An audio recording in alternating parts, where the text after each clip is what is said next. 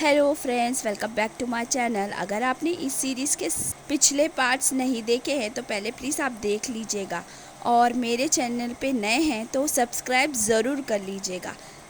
Let's start. Episode की शुरुआत में हमें दिखाया जाता है कि चीलियान के जो लोग होते हैं वो उन तितलियों को लेकर वहाँ से चले जाते हैं। तू जो होता है वो यिंगची पर ही भड़क रहा होता है। कहता है कि मैं तो सिर्फ इतना चाहता था कि मैं हाहा को ज़िंदा कर दूं, मगर तुमने सब बर्बाद कर दिया, और ये सारी जो भी कुछ यहाँ पर हुआ है उसकी सारी जिम्मेदारी तुम पर ही आती है। और ये कहकर वो वहाँ से चला जाता है। यिंगची जो होता है वो बहुत ही ज़्यादा रो रहा होता है। अगले सीन में हमें मास्टर चेंग को दिखाया जिनको लगता है कि वो अपनी दुनिया में पहुंच गए हैं, लेकिन वहाँ पर जब सुनहरा कीड़ा आ जाता है तो बोलता है सरप्राइज। तब वो समझ जाते हैं कि ये मुझे फंसाया गया है। सुनहरा कीड़ा उन्हें मार देता है और अपना बदला ले लेता है। उस पत्थर को सुनहरा कीड़ा लेना चाहता है लेकिन वो उसके हाथ नहीं आ रहा होता है। सीन यहीं पे कट हो जाता है। अगले सीन में हमें दिखाते हैं कि यिंगची जो होता है वो सारे लोगों को दफन करने के बाद में यंगनान के पास आता है और पूछता है कि वो पत्थर आखिर मैंने नष्ट तो कर दिया था, ये कहाँ से आ गया। यंगनान बताती है कि ये वो पत्थर नहीं था जो यहाँ पर से गायब हुआ था, ये वो पत्थर था जो मैं अपने साथ लेकर आई थी, इस वजह से ये वापस आ गया है। यिंगची जो होता है वो बहुत ही ज़्यादा दुखी होता है और उसी लहजे में वो बोलता है कि तुमने मेरे लिए इतना कुछ किया, क्यों किया आखिर? मैंने तो इतने दिनों से तुम्हारे साथ कितना बुरा बर्ताव किया था। तो वो कहती है कि तुमने ये सब कुछ अपने लोगों के लिए किया था, मैं तुम्हें बहुत ज़्यादा चाहती हूँ, तुम्हारे लिए मैं कुछ भी कर सकती हूँ, तो ये वक्त क्या चीज़ है। ये दोनों बात कर ही रहे थे तभी वहाँ पर बाइगुई आ जाता है और वो उस पत्थर के बारे में बोलता है। तो यंगनान बोलती है हाँ, उस पत्थर को अब खत्म करना बहुत ज़रूरी हो गया है। पे कट हो जाता है। दूसरी तरफ चीलियान जंग की तैयारी कर रही होती है। वो उन तितलियों को और स्ट्रांग बनाने के लिए लोगों को मार रही होती है और उन लोगों की सोल जमा करके उस तितली को मजबूत करती है और दरवाज़ा का पूरा जो कोड होता है वो बदल देती है। यंगनान, यिंगची और बाइगुई तीनों वहाँ पर पहुँच जाते हैं। यंगनान उस पत्थर को फ़ौरन अपने हाथ में ले लेती है। तो सुनहरा कीड़ा बोलता है कितना बेवकूफ़ पत्थर है ये, मेरे हाथ में तो आ नहीं रहा था और उसके पास कितना जल्दी चला गया। तभी वहाँ पर एक गूंजता हुआ पत्थर आ जाता है और वो लोग उसको देखते हैं तो पता चलता है कि जंग का ऐलान हो चुका है। और मुंह बुफान बोल रहा होता है कि अब सब तैयार हो गए हैं लड़ने के लिए, अब जो कुछ होगा वो हम सब मिलकर देखेंगे। सब लोग बहुत परेशान हो जाते हैं। अब सुनहरा यंगनान बोलती है कि उस पत्थर को मैं अपने अंदर लूँगी और जंग लड़ूंगी। तो सुनहरा कीड़ा कहता है कि ये क्या बोल रही हो तुम, इतना सब कुछ होने के बाद अभी भी तुम्हें अपनी जान की परवाह नहीं हो रही है, तुम मर जाओगी।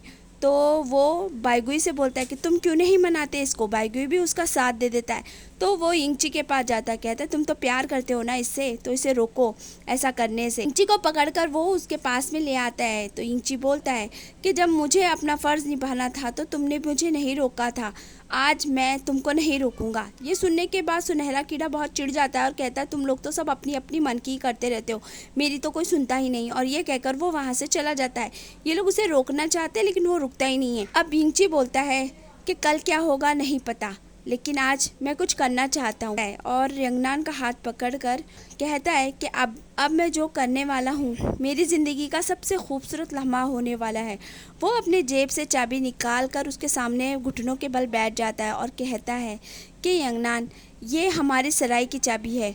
अगर ये जंग ख़त्म हो जाएगी और अगर हम सब बच जाएंगे तो मैं तुम्हारे साथ वहाँ जाना चाहता हूँ और अपनी पूरी ज़िंदगी तुम्हारे साथ बिताना चाहता हूँ। वहाँ हम खुशी खुशी रहेंगे।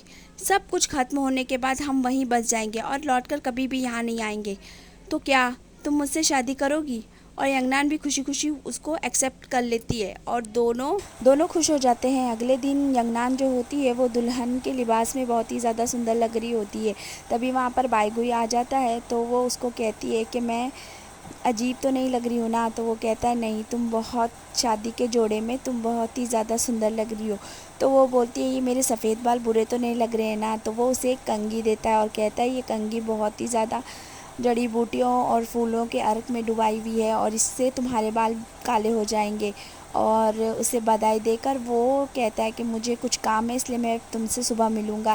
ये कहकर वो वहाँ से चला जाता है। यंगनान यिंगची के पास आती है तो वो उसके बालों को देख कर बालों पर हाथ लगाने लग जाता है। तो यंगनान बोलती है कि बाइगुई ने मुझे एक ख़ास कंघी दी थी जिसकी वजह से मेरे बाल काले हो गए हैं। यिंगची बोलता है कि तुम कैसी भी दिखो, मेरे लिए तुम सबसे खूबसूरत दुल्हन हो। तुमने मेरे लिए बहुत कुछ किया है, जान देकर भी उसका एहसान नहीं चुका सकता। आज के बाद हम दोनों हमेशा के लिए एक हो जाएंगे, आने वाले हर जन्म के लिए। यंगनान बोलती है कि अगर मैं तुम्हें अगले जन्म में भूल गई तो? यिंगची बोलता है कि मैं तुमको हमेशा याद रखूँगा। अगर कोई दूसरा तुमसे शादी भी करना चाहेगा तो मैं उसे मार दूँगा और तुम्हें मुझसे ही शादी करनी पड़ेगी। यंगनान कहती है कि ठीक है, मगर तुमने जो अभी बोला है ना, वो भूलना मत।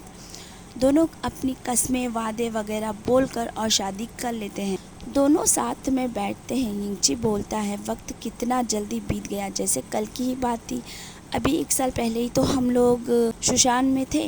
यंगनान बोलती है, अब तो सब कुछ बदल चुका है। यिंगची बोलता है कि हमारी अभी अभी शादी हुई है, लेकिन कल हम दोनों को एक लड़ाई के लिए जाना है।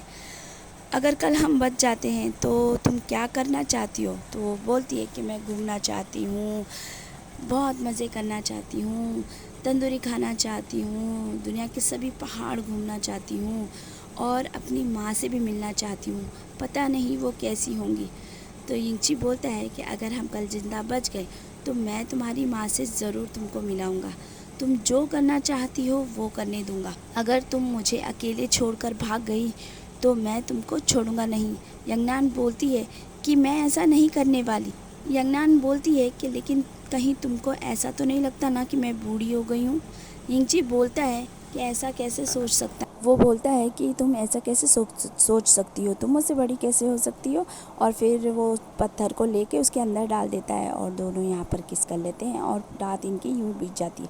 अगले सीन में हमें मास्टर चंगनान दिखाई जाती है, जो कि अपना तोहफ़ा पेड़ में छुपा देती है और उसको अलविदा बोल देती है। वहाँ पर तेई आ जाता है और वो बोलता है कि कल जो जंग होने वाली है बहुत बड़ी है, पता नहीं हम बच पाएंगे कि नहीं बच पाएंगे।